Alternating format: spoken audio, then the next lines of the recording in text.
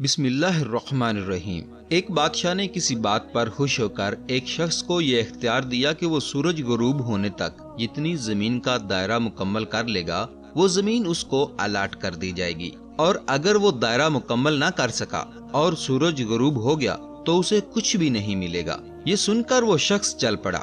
چلتے چلتے ظہر ہو گئی تو اسے خیال آیا کہ اب واپسی کا چکر شروع کر دینا چاہیے، مگر پھر لالچ نے غلبہ پا لیا اور سوچا کہ تھوڑا سا اور آگے سے چکر کاٹ لوں۔ پھر واپسی کا خیال آیا تو سامنے کے خوبصورت پہاڑوں کو دیکھ کر اس نے سوچا کہ ان کو بھی اپنی جاگیر میں شامل کر لینا چاہیے۔ الغرض وہ لالچ کے جال میں پھنس چکا تھا اور واپسی کا سفر کافی دیر سے شروع کیا۔ اب واپسی میں یوں لگتا تھا جیسے سورج نے اس کے ساتھ دشمنی شروع کر دی ہے۔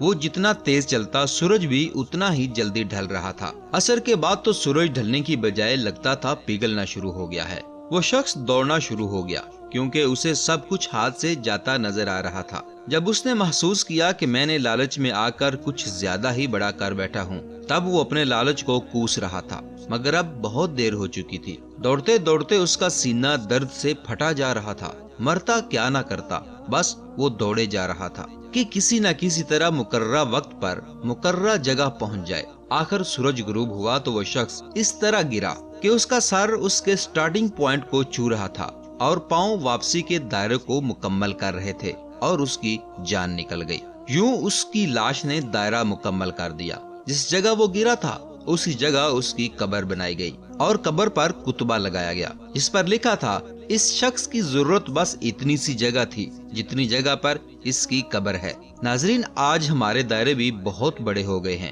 چلیے واپسی کی سوچتے ہیں۔ اللہ پاک ہمیں موت سے پہلے موت کی تیاری کی توفیق عطا فرمائے اور خاتمہ بالخیر فرمائے، آمین ثم آمین۔ ناظرین، مزید ایسے واقعات سننے کے لیے پلیز ہمارے چینل کو سبسکرائب کر لیں۔ اجازت دیجیے، اللہ حافظ۔